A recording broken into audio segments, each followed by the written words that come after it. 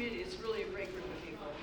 My name is Susan Powers, and I'm the president of Urban Ventures, and we were the developer of Steam Plant, which is this part of it. But I want to thank Ricey's Brewery for hosting this today. Unfortunately, the people who did this incredible business here are out of town at a wedding. It's okay. But if you don't know about this, if you've not been here before, this is Denver's first and only, I think at this point, Latino-owned and operated brewery. They have award-winning beer here, so if you don't feel comfortable drinking a lot at lunchtime, come back for happy hour. So there are a couple people drinking at lunchtime, and that's fine. But it's a wonderful gathering place. It's become the center for community in many different ways. So please come back at another time if you can. We have a lot of different organizations that co-sponsored this event with us. That's okay. That's all right. And I wanted to thank all of them for being a part of this, and also to our President of City Council, and I caught you a minute ago. Where are you? Okay, Jamie Torres, who represents this district and all of the many neighborhoods around here that have been impacted, and Amanda Sandoval, who is City Council Pro Tem. Is that what? So thank you for being here as well, Amanda. We appreciate your support. These two women in particular have been very active and supportive of the preservation and reuse of this building. And for her first public event, where is Flor? Flor? Oh, did she? Oh, sorry. Okay, so Flor Alvarez is a newly elected council person, and I guess she's not really elected until June, but she doesn't have anybody else that's running against her, so it'll be great to have her as part of these conversations as well. Grace Ramirez is here representing Xcel. Thank you, Grace, for being part of this. I wanted to present a little bit of context about why we're here today. Where is Adam? 6 years ago, Adam Schlegel, who's over here, one of the brothers who started Snooze Restaurants in Denver, and I met for coffee for the first time over at Bold Beans. And he had this vision, this was 6 years ago next month, this vision for creating a new place for food distribution and food access for the areas that did not have fresh food, and thought that this campus, knowing that this was being decommissioned as a steam plant, could be a great place for this 7-acre effort. This started a lot of community conversations with the city, with the mayor's office, with Xcel about this possibility. And over the years, we have gotten letters of support from the two RNOs that are represented here, Sun Valley and Alma Lincoln Park, to oppose the demolition of this building, and for it to become a building that was really used for as a community asset. As the years have gone on, it became known that instead of preserving the building, which is what everyone had been led to believe was going to happen, that Xcel had gone to the PUC and in the context of cleaning up the building, there are a lot of environmental issues which are their responsibility to clean up, and that's what you see going on here, that they were planning to demolish the building. This came as a big surprise to all of us, and we started to organize folks that were interested in saying, wait a second, this building has a 120-year history here, and it has gone from being a coal-burning plant, which really impacted the health of people in this neighborhood, or it could become something that is really contributing to the health of the neighborhood. So after all of the work that's been done, we're still sitting here, and I noticed today that for the first time, and maybe this has been going on for a little while, and Grace, I really do appreciate you being here. I know that this is hard to be the one representative from Xcel here, but there is scaffolding on the brick building now, which wasn't there before, and that is really an unfortunate sign. So our purpose here is that along the way we have had the opportunity to meet Dan Schaaf, who was involved with the project, a building that looked so similar to what we have here, and learned about his success story in Beloit, Wisconsin, of preserving a building that was in partnership with a private utility similar to, not related to, but similar to Xcel in Wisconsin. And I thought his story was so relevant to us that he could share what it took to get there and what the result was and how we might learn from that experience and move forward in a way that can preserve this building as well. So first I wanted to introduce, who I already have, but ask Jamie to come up and make a few words, say a few words about her love for this neighborhood. How's that? Thank you. First, I'm just so impressed with this turnout. This is obviously a topic that everybody cares about and neighborhoods that everyone cares about. Welcome to District 3, and for those of you who are from District 3, thank you for helping make these neighborhoods, this district so amazing. I am proud to represent District 3, which goes all the way to Sheridan from here and all the way to Broadway from here. Right now down to 6th and Florida, but eventually Valverde, eventually Auraria, and eventually all of West Colfax. So it is a large corridor of neighborhoods. There's a lot happening. This is one of the kind of nexus points for what's happening in District 3. Both the kind of intersection of what is the history of Denver and what is the future of Denver. And so what I am hoping to get out of today's conversation is a discussion about what's possible. I don't know that we've had the same kind of conversation that might be happening in other parts of the country around how we turn old utilities into new kind of uses, and what that takes in a growing and really kind of exploding corridor of this city in an environment where, Grace, we've had these conversations, we need places that generate power too. So how do we power thousands of homes and thousands of new businesses along a corridor that were not there before? And so I'm here to be a part of this entire conversation, and I really do welcome folks to contribute to kind of my growing kind of bank of knowledge about not just what do we want to see, but how do we get there, what's feasible, what are some of the things that need to be laid out now in order to build these things long into the future. And so I'm just grateful for you all being here, your interest, your passion and your dedication.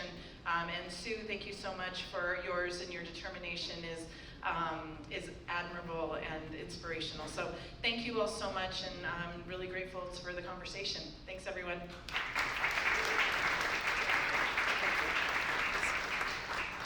So I wanted to introduce Dan Schaaf, and not only is he an interesting person because of the product of this, but his background is really interesting.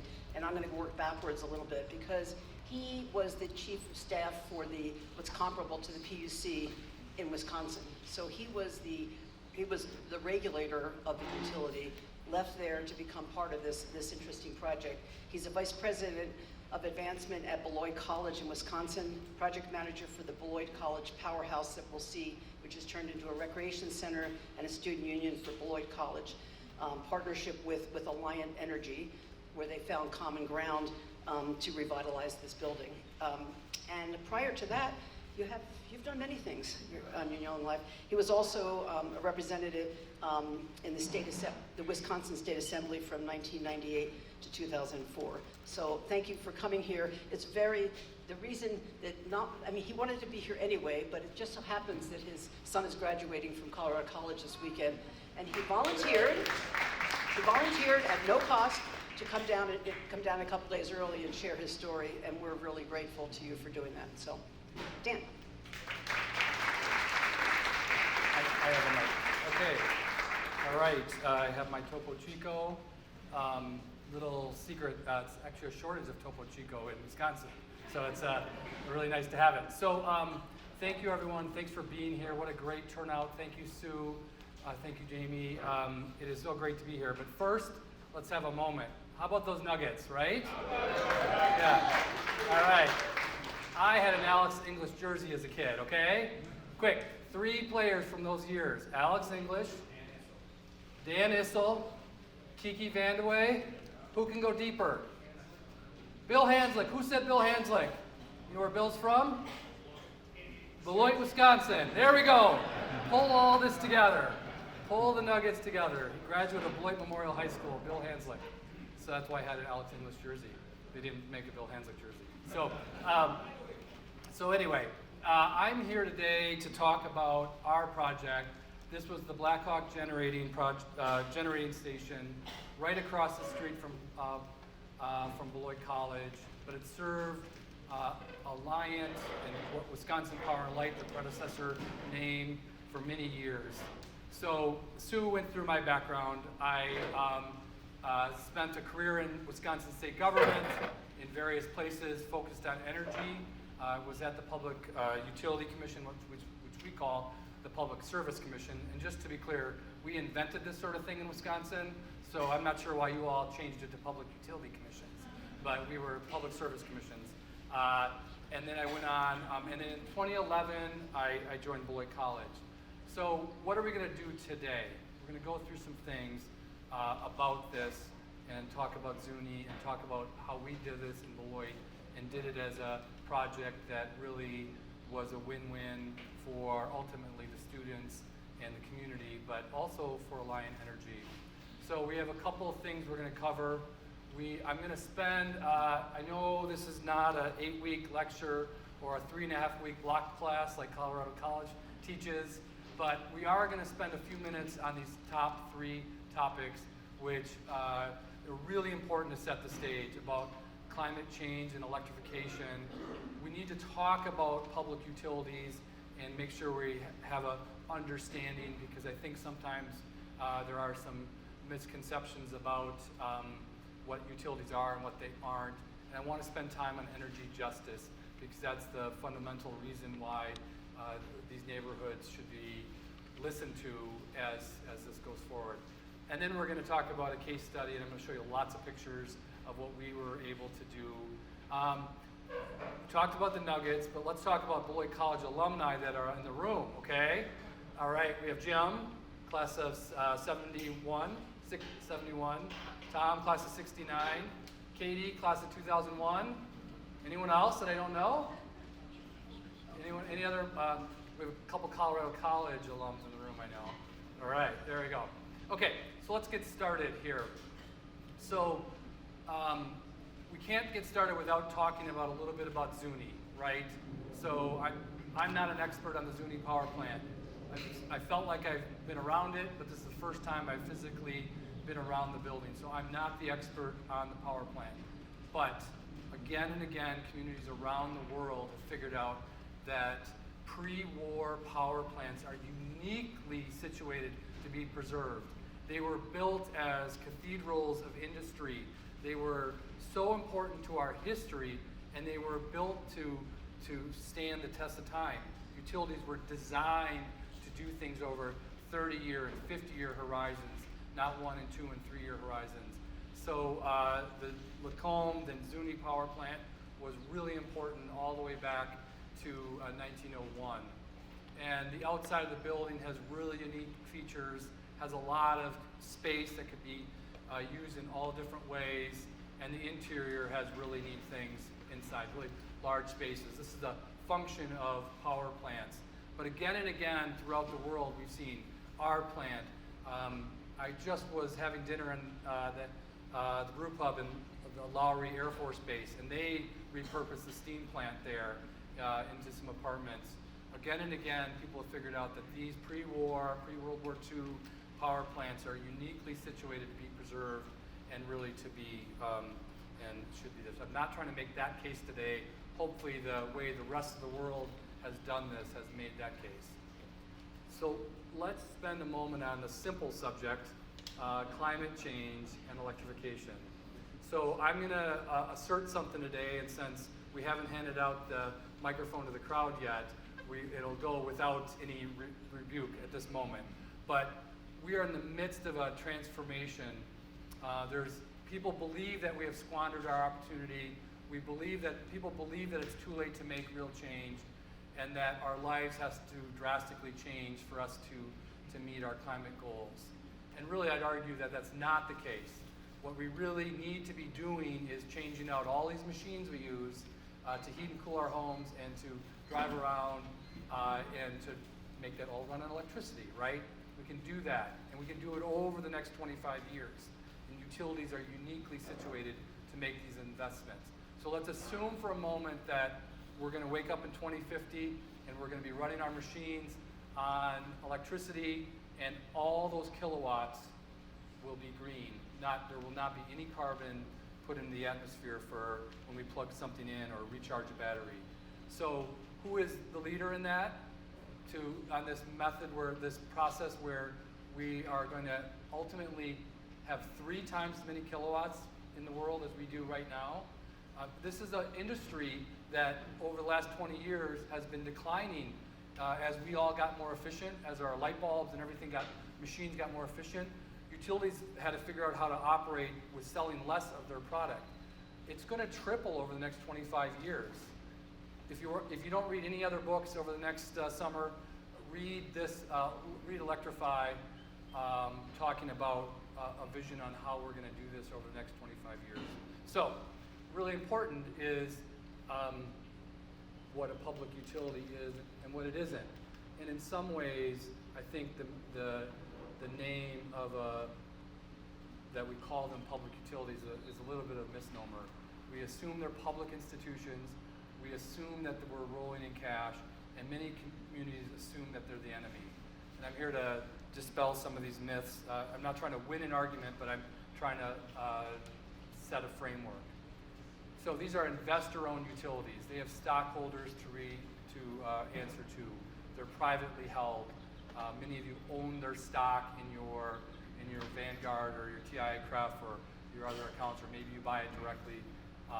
They work under very strict regulations of the Public Utility Commission. They are not rolling in dough. They can't just go put $1 billion into that and donate it to the city. They can't do that. But here's the important thing. They get this climate change and electrification. They really do.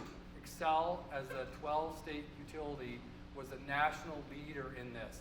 They were one of the first to pledge that every kilowatt coming through their system was going to be zero carbon. And what's my fact check on that? Well, Google, of course. This is what they pledged. They were one of the first utilities to do that. And then your legislature and governor were smart, and you codified that. So you're one of 22 states that said, thank you, and we're going to put that into law. So 52% of the country is covered by laws and promises that have been codified into law to make 100% of carbon-free electricity by 2050. So there's a big job ahead for Xcel and all public utilities to meet this in a way that enhances our economy, enhances our way of life, and doesn't detract from it. But it's what the world needs to do, and frankly, they're doing it. So let's spend a moment or two or more on energy justice. So this economy-wide transition that we're going through over the next 25 years is just like when you decided where to locate a coal-burning power plant 100 years ago, where you put tank farms or polluting factories. These neighborhoods, people, disadvantaged neighborhoods, people at risk, all these neighborhoods are going to feel the brunt of this change if all of us in this room and policymakers aren't thinking about what we're doing as we make this transition. As we make this energy transition, I mean, just think about the cars, think about gas prices, and think about the disproportionate impact that the spike in gas prices over the last few years had on our neighbors and friends with lower incomes. And so if we are taking all of our cars off of gas and putting it on electricity, what's that transition? How are we going to transition that to a way that doesn't disproportionately harm people with lower incomes? We need to pay attention to our neighbors and friends at this moment. And that's why the surrounding neighborhoods need to be listened to in this decision. And frankly, they probably should win the day. If they say we'd rather have blank in this space, we should listen to the neighborhoods. But I'm understanding that they are saying we want to have a process where we explore if this Zuni power plant can be an anchor in a really important neighborhood. You have one of the world's great cities, okay? Denver is one of the world's great cities. You all have made this transition to, you're the capital of the Mountain West, and you are, you've done this. You have to make, and lots of you are working on this, have to make sure that these neighborhoods are part of the solution. The people here now are part of the solution for the future. So that'll be a really hard task when I go back to Wisconsin, figure out if my son Cullen is going to get a job somewhere. You all have a really hard task as I go back home. So let's talk about this project that we called the Beloit College Powerhouse. So it was I'm going to go through some key things, and a couple of these are really important because I'm going to say that they sort of happen in tandem, conversations with utility and so on, but I'm going to talk through what Sue and I have been calling the we, sort of who is the city / community / neighborhood / developer, who's the we that Xcel is empowered to sit down with and have a good faith conversation. I'm not sure that's been completely figured out. Maybe the moment of a new mayor's election can be the moment where you go forward. So at first, Katie, who worked with me at Beloit College, knows that this whole thing got started when a new college president at that time, 14 years ago, was running by the riverfront power plant, knew he needed to buy a rec center, and just wondered if we could have a rec center in that old power plant. So this is what it looked like at that time. It was right across the street, a very busy street, state highway, across from Beloit College. And it was built in 3 different phases. It's right on the river. It sits in the river. We have a little more water than you guys do in that part of the world, but it sits right at the head of in front of a dam that was not part of this project, but does produce a little bit of a hydroelectric power. So it was a decommissioned power plant, and we wondered if that could work. And it was right near Beloit College. I've neglected to spend much time other than to point out our alumni. Beloit College is the oldest college in Wisconsin. It was founded in 1846, 2 years before we were a state. We serve about 1,000 students. It's like Colorado College. It's a broad-based liberal arts education that connects students to their futures. Who has a junior in high school in this room? Anyone junior? I like you more than anyone else in this room. Katie? All right. Okay. So that's what we are. Students live on campus, and we needed a rec center. We needed a student union. This is what the building looked like if you were here when it was built in the 50s. I'm going to roll through a lot of fun pictures. I know there's some history buffs in the room. The local construction company built it, the last phase of it, during World War II, and they really got it fully operational in 1950 or early 1950. I like this picture because it reminds you that when that thing was running, sparks were flying out of that smokestack. There were no filters, no nothing, just like this power plant.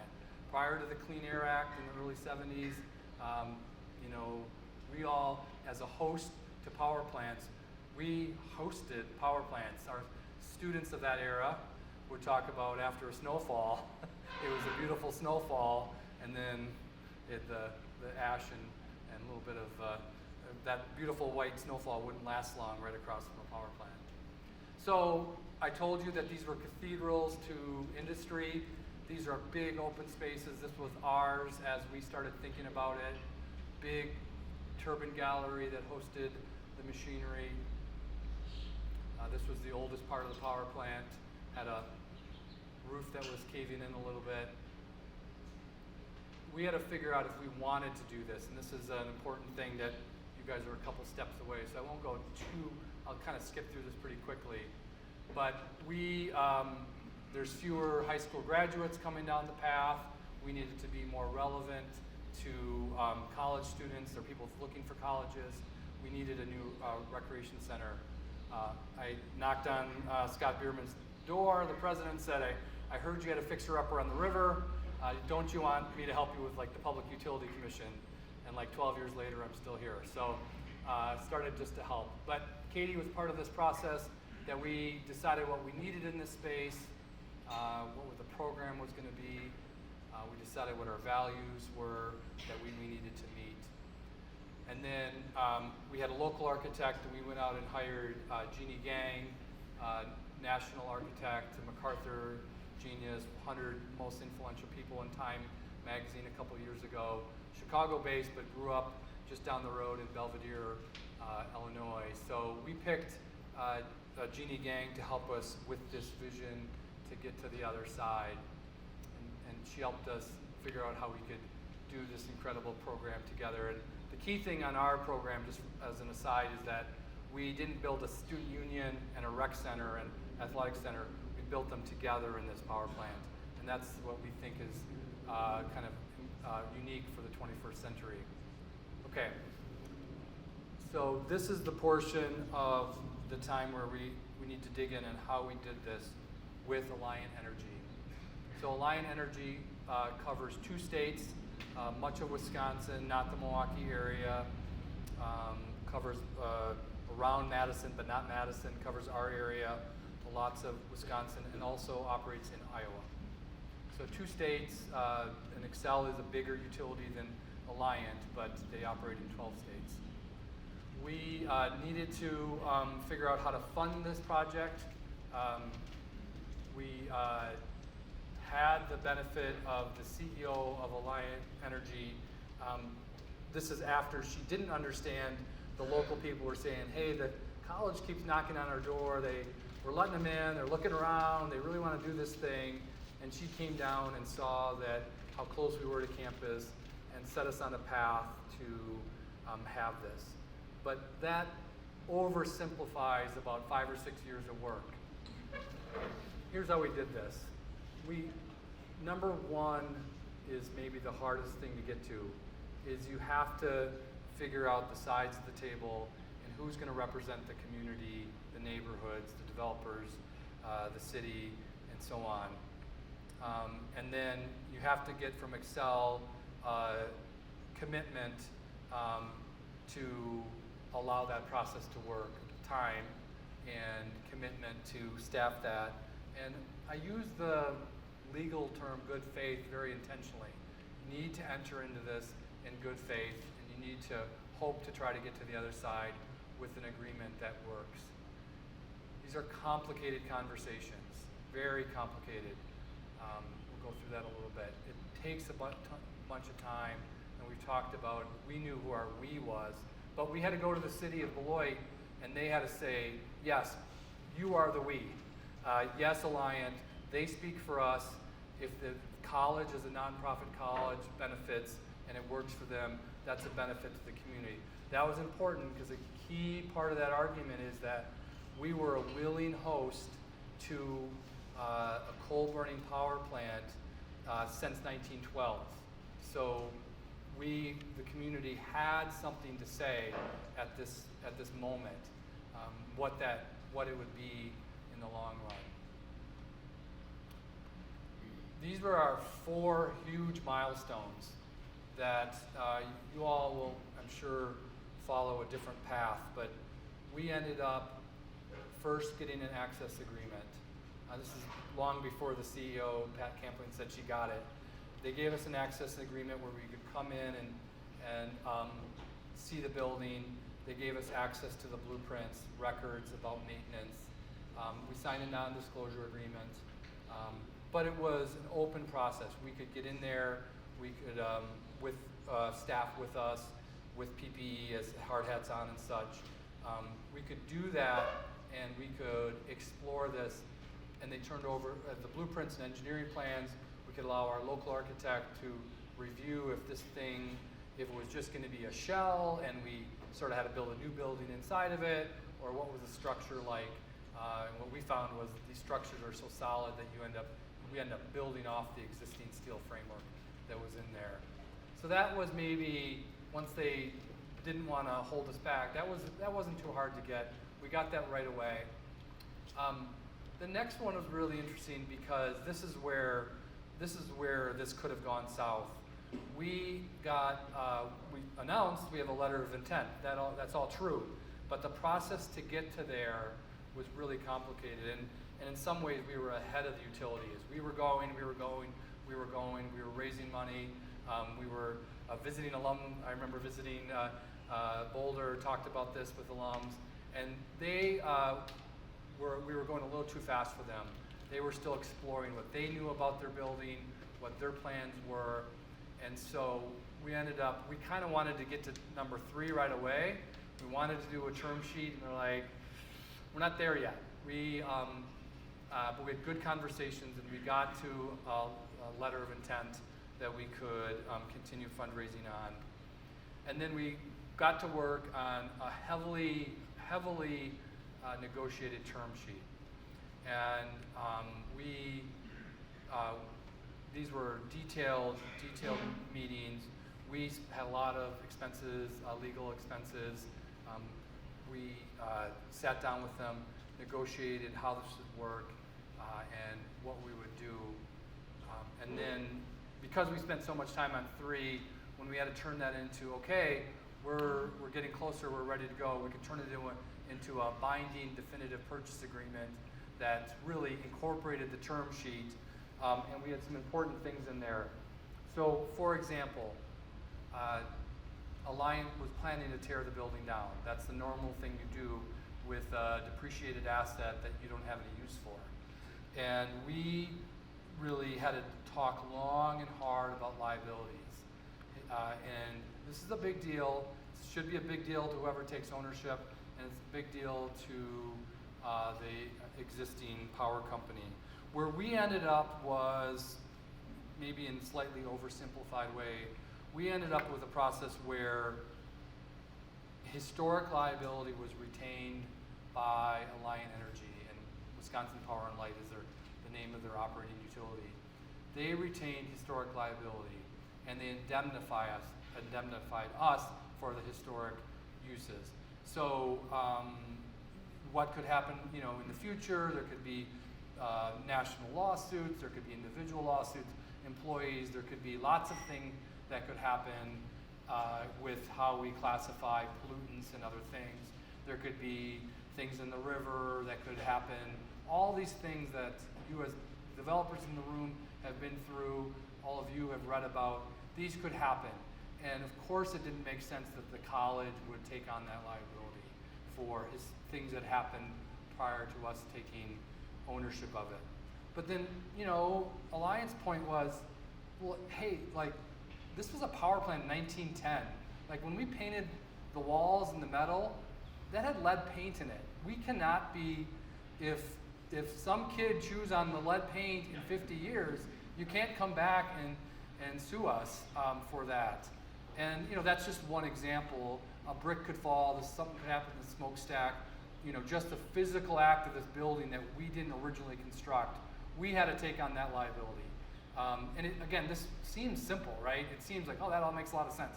It took a while to get to this point in a way that worked out for everyone. But go back to that good faith. We had a relationship that we knew that we had crafted a working relationship where the parties knew each other at all levels, and we could work through things. And then we did that. So I've talked through this. First thing is that we shared risk. We had to share risk, and these power companies are going to be with us for really probably in perpetuity. We think in that way as we hold an endowment and such at a college, but cities are going to be here, and public utilities or investor-owned utilities are going to be here. So they have to think about risk and their shareholders. And then the people that take this on should think about their risk. But you have to stay within a regulatory framework. Now, the Zuni Power Plant will be a different regulatory framework because it's already been in front of the Public Utility Commission. But there are some fundamental principles of utility regulation. Did I mention Wisconsin invented this? We invented this. But they've been fundamental for 100 years, that you can't have undue subsidies You can't say we want to do this just because it's cool in this area. You have to spread these dollars across. We're talking about operating utility dollars, ratepayer dollars, and shareholder dollars. The ratepayer dollars have to be done in a way that works. Now, it doesn't mean they can't spend any money here. They're planning to spend money here. Of course they are. They need to bring this to whatever standard the community requires of them. And the Public Utility Commission would, I'm assuming, ultimately, when push comes to shove, would support that. But you have to understand that regulatory framework. So that is a key part of that. That doesn't mean that the people in the community, the city, redevelopment authorities, neighborhoods can't intervene and be heard in those proceedings. But in some ways, the best things at a Public Utility Commission are when a document comes in and all the parties have signed off on it. So if that's the thing, success could be like some number of months or a year or two down the road, could be a stipulated agreement that the community and Xcel agree to, or a framework that works, gives you time to work on the other things. So we have to spend time on this part of it. We used the generosity of our alumni and friends. We raised $29.5 million. Katie was the campaign lead on that for staff, and with lots of help, I know. If she had a microphone, she'd be saying she had lots of help. But she led that, and now she works for Colorado Public Radio. So if you haven't given to their campaign yet, Katie's over here. So we raised $29.5 million, but this project was $50+ million. There was $50+ million that was spent, and probably close to $60 million once all in and some a river walk that was put in next to it. So it was really kind of the deal of the century for Beloit College, in that we have limited capacity of fundraising, and we were able to do that. But we did Wisconsin at that moment had very, very generous state historic tax credits, more generous than Colorado. They have since pulled back. We got about $7 million of state credits and $7 million of federal historic credits. Today, this project would get $7 million of federal and about 3 of state. But importantly, at the time, there wasn't an application process. If you followed the National Park Service standard and worked with the State Historic Preservation Officer, the SHPO, if you followed and had your approvals, the tax credits would come automatically. You would earn them. So that was an important part of ours. So I know there's some important people that would probably love that model to be here in Colorado as well. We got new markets tax credits. Those were super complicated. They are super complicated. I don't really recommend anyone does them, but we netted about $2 million, so it's just, because we were already doing the historic tax credits, you created a very complicated legal structure. It made the hoops we had to do for the new markets worthwhile. It was an eligible area. This is an eligible area for new markets tax credits. It has to do with census tracts, so we use those as well.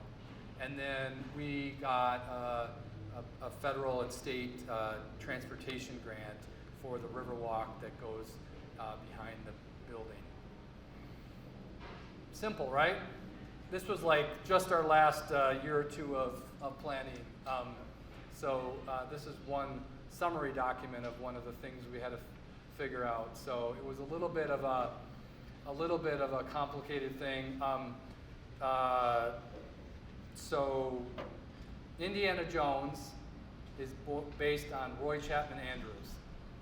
I'm sorry, how did I do it? So Roy Chapman Andrews went to Beloit College. Okay. So one of our board members said that we were like Indiana Jones running across a flaming bridge, because each one of these, the new markets law changed while we were going through it. The state law changed. There was the Trump tax reform, which changed the treatment of things. So each time we got everything we thought we were going to, but we were just one step ahead. all the way through to the transfer of title. We had to have the transfer of title. We had to own the building while Alliant was still taking out the equipment by about 60 days because the tax law was changing. And because we had that good faith agreement with them, they agreed to make a change and allowed us to keep our tax credits. All right, so I want to leave lots of time for questions. So now I'm going to roll through a bunch of fun pictures, okay? You know, simple once you have all the other stuff in place. So, oh, my animation's working. So Alliant had to take out the equipment. This was the part that freaked us out. Everyone said the demo people, they're going to come through with torches and bulldozers. The company that Alliant hired to manage it, Burns & McDonnell, were great. They invited us in with the construction meetings, and they actually did no damage. They took out all the equipment. They first did asbestos, like they're doing now, and then they took out the equipment to our standards and did it incredibly well. So that was a great process. We were really scared about that. We started with a local construction company and had to build. This is where a boiler was, and now we're building in. But this beam was put up in 1945, and we're bolting new beams to it. This horizontal member and beam, they taught me the language when I was doing this project.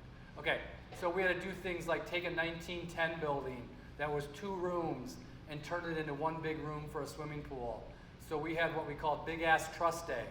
And we had a big alumni and community event where we came and watched them put the Big Ass Trust in to create the thing.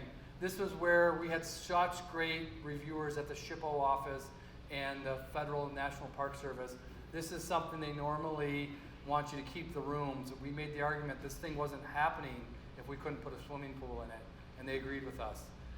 We put a bridge in. That's a busy road that goes by. We put a bridge in to get the students safely across before or after they've had a spotted cow from New Glarus Brewery. So we built the pool in this old 1910 portion of the building. We filled in the coal yard with a modern track that Jeannie Gang designed. It. The track comes in and the field house comes in for our turf teams to practice in. And then we had to open it, right? We did it, we did it, we did it. It's the end of February 2020. So, great timing. So we opened this 3 weeks before the COVID lockdowns. So if your junior hadn't thought about Beloit yet, that's the excuse. So now's time to, right now there's plenty of time. So now I'll show the fun pictures and leave lots of time for questions. So here's a picture from across the river showing old and new together. This is something that the National Park Service wants to do more of, but historically hadn't approved things like this, even though the law says they should. So some of you experts in this will find that interesting. This is an aerial shot showing the whole, real quick, 1910, 1927, 1945, and 2020. And then this shows you the college in the background. These are our dorms, our science building, our basketball, volleyball, gymnasium, and so on. This is before the parking lot's done. So we'll just roll through the pictures after this came together.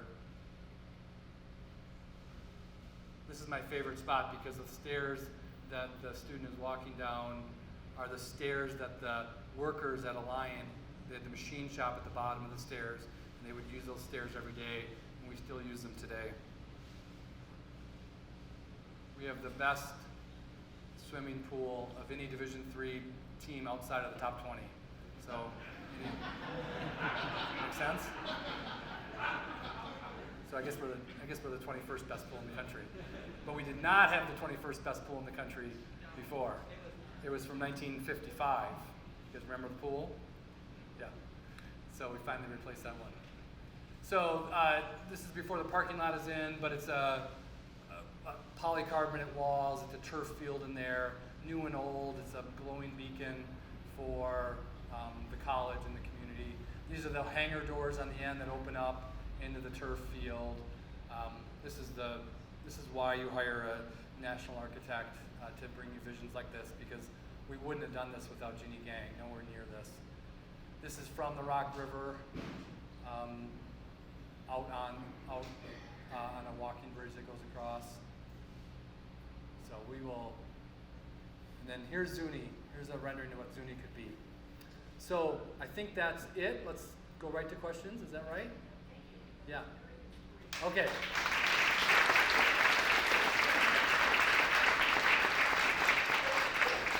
So you can do this, just open this up for questions, and we just have to, we want to make sure we repeat the question because sometimes you can't hear. Are they going to take the mic? Yes, we will Okay. give them the mic. Yeah, because we're recording. Yes. Okay, so who's got the questions? That I go deeper into something or go a different direction? Anything that I can answer? Yes? Yeah, so the question was, what was the budget for asbestos and equipment removal? So that was done by Alliance. My understanding, it was sort of in the $6 or $7 million range. All in is what they did for that work. Turned over to us. Yes? Yep. Question is, did the utility handle all that? Yes, the utility handled all of asbestos removal and all of the equipment removal.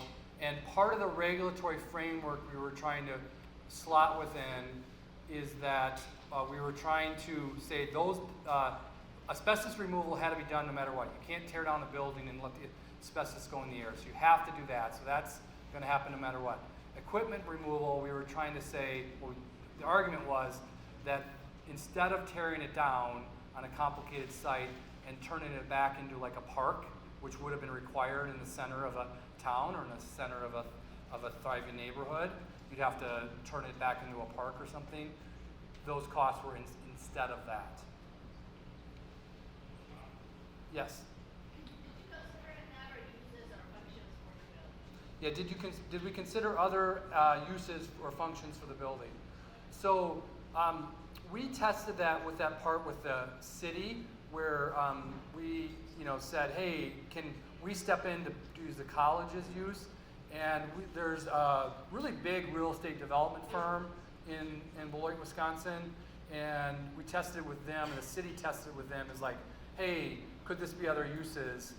And there wasn't an immediate, there weren't immediate folks that came to mind that they said it was obvious that it could be a brew pub or things like whatever, you would use big spaces, apartments, whatever. Part of that I think is because we're a town of 35,000 in a region of about 100,000, and I think if there wasn't an RFP to select Beloit College, the city said, hey, yes, you are the community. So that was only informally is probably the short answer. Yes? Do you have a sense of your regulatory framework was a little bit different than where we are. Do you have a sense of the delta between demolish the building to clean it up versus clean up the building and sell it to you? Yeah, so we tried to make that delta be as small as possible. And from my experience at the Public Utility Commission, you have to understand that these are not precise sciences. These are stipulated, these are processes that happen. So it's not that you absolutely know to the dollar what it will take to demo versus things. So we tried to have that delta be zero because we were doing it and have them use the demolition cost to just carefully remove everything. So this did not get sort of litigated at the Public Utility Commission. It could have. We were prepared to help with that, but in the end, it was part of a regular filing in a rate case, and it did not get intervener attention. So it did not have to be quote litigated at the Public Utility Commission. That's a great question. You had a question here? Yeah. I'm not sure what the best basis of measurement is, but how do the two plants compare? Size. I think there are about, how many square feet do you think this building is, Zuni? Did you say 80,000 square feet? Yeah, I I think they are pretty similar in size. Before we added this field house on the end, I think the existing within the envelope, it's a little different orientation because they're together as a box instead of ours was linear. So I think they're roughly the same. I guess I will say the eastern boilers that are under asbestos removal right now, those are newer than our boilers were. So those are more exposed machinery and framework rather than inside a brick envelope. So that's probably the biggest difference. But again, heavy steel framework that can be repurposed. Yes? Did you leave any of the equipment in for, say, ambulance or? Yeah. Great question, Mick. Did we leave any equipment in? Yeah, so we had,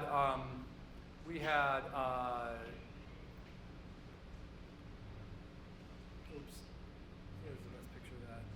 So there's this old crane we left in. Down below there are pipes that were intake pipes from the river. This is an old dials that were used, that were dials, we kept those. We kept a couple coal crushers in the basement because this was a pulverized coal power plant. So we did, and that has been a great use for it. It's really helped with the building and the architect figure out ways to do this. We actually had students go around, you know those little landscaping flags, were you on this day? Yeah, the landscaping flags, like the pink flags. We handed a bunch of pink flags to students, and people like Katie and Jeannie Gang, everyone went around and tied these flags on things that were cool. And like at the end of the day, the crane had a bunch of, it was lowered down, it had a bunch of flags tied on it. So it was a neat process. The other thing we did, we photographed the building before we started any of this. We had Tom Harris from Madison, Wisconsin, who's a really great photographer. So I didn't use his pictures in here, but we learned from a different power plant that you want to document it right away. We did that. I will say, I didn't mention this, I'm sorry. We went out and visited a power plant in Kansas City, the Bollender School for Dance. We did multiple visits out there. They turned a coal burning power plant into a ballet school. So, and I'm trying to pay it forward here, that's why I'm here. Kansas City helped us. Beloit can help Denver. You know, keep it going. Yes? Seems like one of the biggest advantages we had is a really solid lead. Historically, college, that seems to be one of the differences we have here. Can you just speak to that advantage over the Yeah. were you able to leverage that? Yeah, if you didn't hear, like we had an advantage that we knew that we were Beloit College, where who is we for Zuni. We did leverage that. It was one, a complicated investor-owned utility needs to sit across the table from someone that's the decision maker at some point for a complicated negotiation, of course. So that was a huge advantage. We could build up trust and so on with the power company. That allowed us to make decisions about things we were going to do. You could do in fact, in some ways, the historic tax code encourages rent, the historic tax credit. So you could have tenants, but then that might be complicated on what the tenants want, long-term tenants. But in some ways, the historic tax codes encourage that, and that can help you fund that. This relationship has been solid with Alliant in that they've had their board meeting on our campus when the building was under construction. The new CEO is coming down to film a shareholder message in a couple weeks. And again, they don't have any ownership of it anymore or anything. It's all ours, but it's something that they like, their customers really like it, and importantly, their workers, their retired workers, which is an important stakeholder group for a public utility, really like that it was preserved, and so we still stay in contact with the retired workers in the area. Yes, go ahead. Maybe carry on with that question. While we're trying to perhaps build that lead, the plan seems to be kind of accelerating in its movement towards demolition. So in your shoes, how would you approach working with Xcel or anything, given that maybe our time frame is a little bit more ambitious? Yeah, so the question is, it seems to be accelerating, and the plant they may be moving towards demolition more quickly than the neighborhood and stakeholders want. So what would I recommend to do that? So first of all, this need for substation space is real, okay? There's a big substation here, and there needs to be substations to if you're gonna move 3 times as many kilowatts across the community. So that is real. So, but they don't have to be contiguous. That's just not, from an engineering perspective, they don't need to be contiguous. But they do need to be across your community. So that's a conversation that the city and neighborhoods should be having as we move to electrification. So there is very little cost to mothballing these, locking doors, security, and there's very little cost.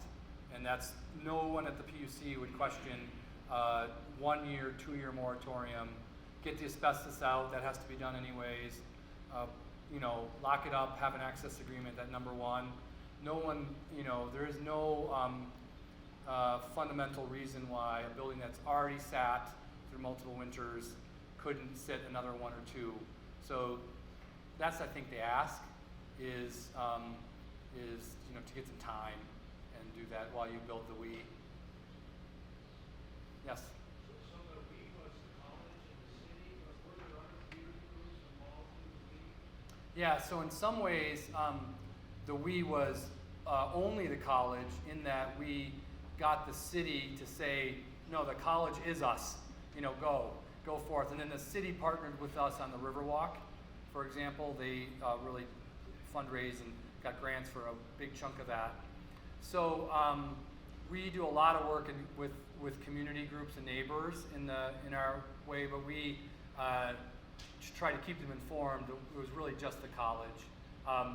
As we operate the building post-COVID, the building is and will be open to the public, is open to the public now. So the cafe and thing we have a cafe in there, that's open to the public, and we continue to figure out ways to have the community use it. So we promised that it would be open to the public, and it is. Well, it wasn't during COVID, but it is now. So, yes. Good question. Do we generate any revenue from it? So we have a t-shirt shop, our swag shop, but we rent out a top floor space, and we're just getting that business.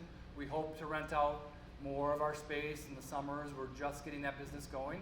So rental income is one place we hope to have income down the road, and then it's tuition from parents and students from around the area.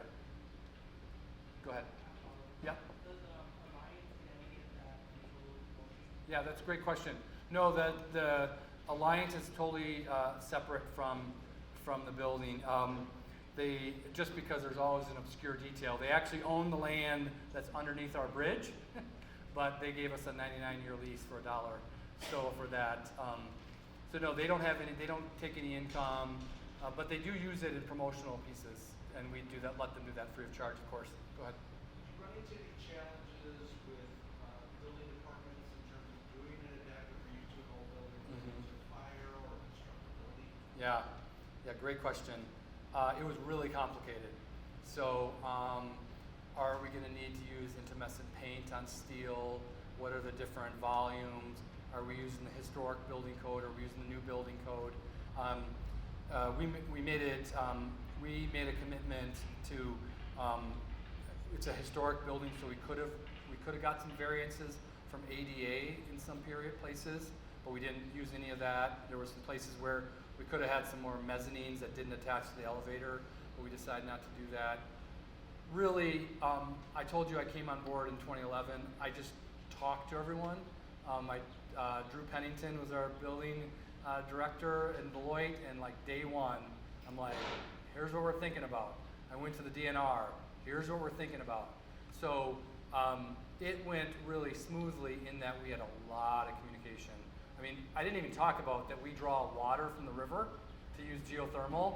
We use geothermal, river source geothermal, so we had to get a permit from the DNR to pull water in to run through our geothermal system. But, it was complicated. In this case, I don't think our national, one of the best architects in the world would have been able to do those things our local architect could do, that knew the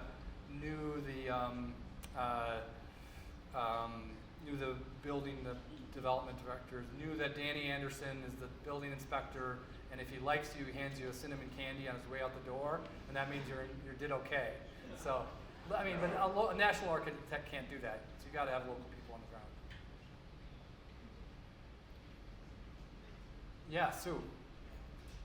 So, one of the things that we've been told is the reason for this requirement. Yeah. Let's use the microphone. There's one over here. Yeah. Hello. One of the reasons that we've been told that the building has to be demolished is that it's the only way for them to get the equipment out. Yeah. And if you look at this rendering, which by the way, this is a picture taken by Melissa. This is the real picture of this plant, standing across the river, looking at it, and then basically opening up all of the windows that were there that had been closed. So this is not some artist rendering. This is the real deal of what the possibilities are. But on the north side, and you can see it from here, they're saying that on the north side of this building, they have to take that wall, which is the oldest wall, brick wall, out to take equipment out. So how did you handle that so you didn't have to tear the building up? The good news is Xcel, I've read the docket that's at the PUC, and Xcel has Burns and McDonnell that's who's doing their work for them, and they figured out how to do it in our building. So they have hired the right people to figure this out. Burns and McDonnell is just one of the nation's great engineering firms, and they can figure out how to do this. They thought they were gonna have to bring cranes in for us. That's what the utility thought, to bring cranes in and pull out turbines, and they figured out how to drop stuff down to the basement, build a ramp, and take everything out with skid steers and trucks, and then we use that for construction materials. So I do not have an engineering degree, but I have great faith that they can figure this out. As I look at this, I mean, this south wall, the south wall has been rebuilt a number of times, you can tell. So you could imagine that the south wall could be opened up again, for example, and then, I mean, they'll figure out how to do this. I don't think that's a... Yeah, I think our challenge today is that when the application for decommissioning went to the PUC, unbeknownst to us, it went in for environmental cleanup, decommissioning in the context of demolition. So when you have a contractor in there who is removing asbestos, and they know the building's getting torn down, they treat the building very differently than that. So that's what we're dealing with. Yeah, I agree with that worry is if somebody isn't told that they can't damage things, they may, to make the work easier. So I think it's a real concern like today. That's a huge concern that needs to get figured out. But then from the, Xcel can go in and ask for a change in that. They don't, this is a permission to do things, not a requirement to do things. That comes from the commission, the Public Utility Commission. So they can change their mind, factors can change. This docket was opened up during COVID. You know, I'm not sure if you all were focused on the public utility docket in the midst of COVID, but I bet you might not have been. So, you know, I think this can be dialed back. You know, I will say again, from a big picture perspective, Xcel as a national company is a leader in this transition we're making.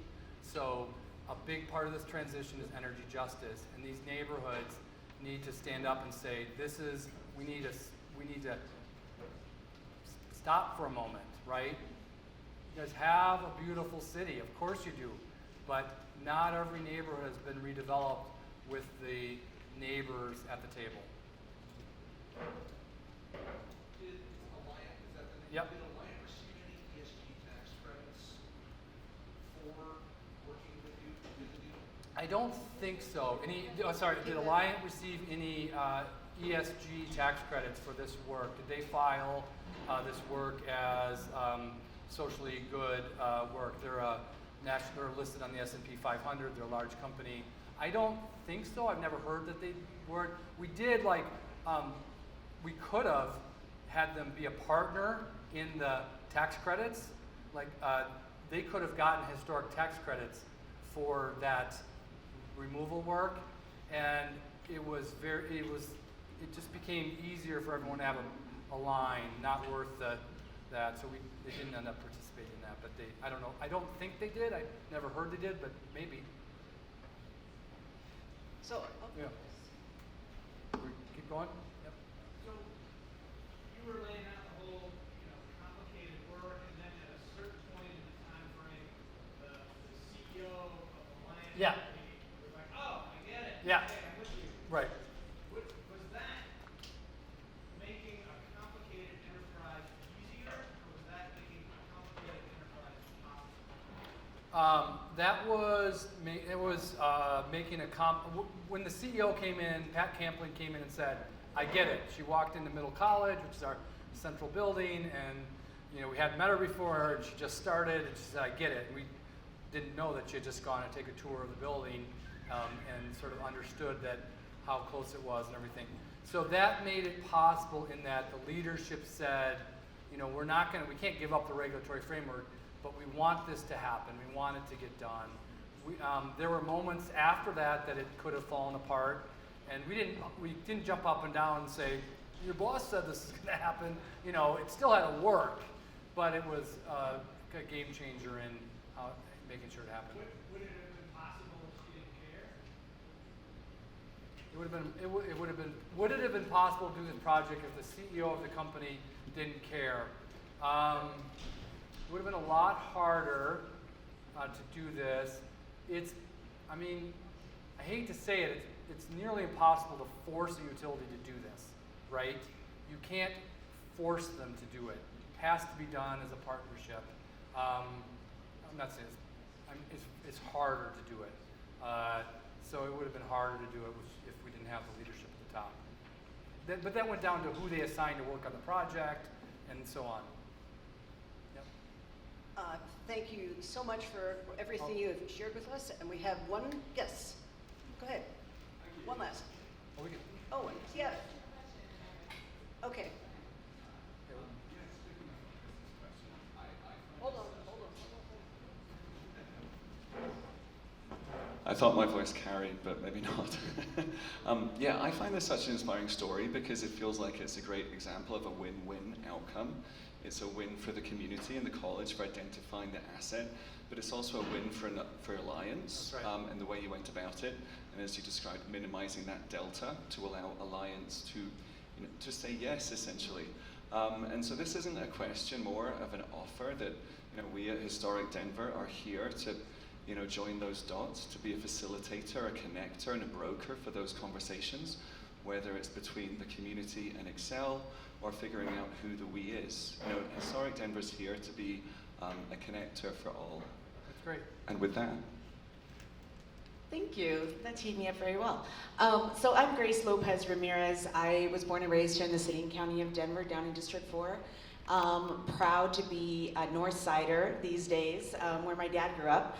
Thank you to my councilwoman Sandoval, who's sitting right over here. So I can tell you, I just wanted to clear up a little bit of misinformation that I heard today, which is that it sounds like folks think that we're not in a moratorium time. We're not exploring the possibility of the Zuni plant becoming some kind of a community benefit to our neighbors here in Sun Valley. And I want to make sure that I assure you that we are hearing, we're here, we're listening. We have been in communication, regular communication, I want to say at least once a month with the city and county of Denver as far as what the future use is of the building. That continues today. We've been meeting at least once a month for over a year now. And we're very dedicated to making sure that we are here, we're present, we're active, and again, actively listening to the concerns of the neighbors, of the various stakeholders. I participate in a lot of things here in Sun Valley, and I am a proud Denverite, and I want to do what's best for our community. So I am that person who is the staffer assigned to all these meetings and making sure that, that we're doing right by the community every day. The other thing I wanted to mention is that we do have the assurance and the full support of our new CEO, Robert Kenny. He has had a chance to meet with different folks, not quite everyone yet. He's only been on board for about a year, and he has, you know, a lot to learn being the new CEO for Xcel Energy Colorado. But we are going to continue to be listening. He absolutely understands the community and the need to have a good exploration of what this building can be. And we recognize the significance of it being on the river, right? And especially with all the investment that we're doing here in Denver for our Platte River. So we're definitely dedicated to be in this conversation long term. And lastly, I forgot my last point, I think. Substations. We are dedicated in our partnership with the City and County of Denver, the Climate Office, and I see my wonderful colleague, Johnny Rogers, from the Climate Office standing right over there, who I've never met in person because we always do Zoom and Microsoft Teams, but in the city's 100% electrification goal by 2030. And that is very, very, very present every single day. Where are we gonna build more substations? Where can we put the infrastructure that we need to be able to electrify? It's a lot more infrastructure, and that doesn't always fit in the public right-of-way. And it's not just substations central to Denver, because we've seen so much growth that is happening here in central Denver, which will mean more substations. Absolutely, we'll need anywhere from 3 to 5 more substations in central Denver to be able to continue to meet the capacity of our growing city. And that also means green boxes on corners. And I have a lot of conversations with our constituents across the city who really hate those green boxes next to the side of their houses, right? But that's kind of the cost of meeting our electrification goals together, our shared vision and goals. So I'm gonna be standing by if anyone wants to talk, and if not, pass it back to Sue. Thank you very much, Grace. And I guess what I'm hearing is that you will support a community effort to go back to the PUC to take the word demolition out of your submittal?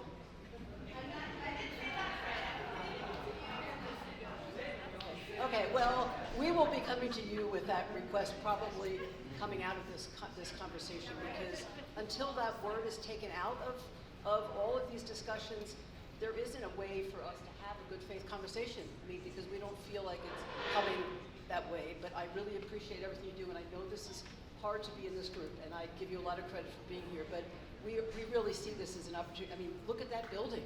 I mean, you know, you grew up here, so you know the importance of saving buildings like this. So and I thank you so much for offering to convene. If there are people in this room who you can put up your hand if you want to be a part of this ongoing conversation, we'll find you. But I would like to know if there are other organizations that are here now who want to be at the table as this continues to go on. All right, good. We know who you are. Thank you, and there'll be many more. And thank you to our speaker. It was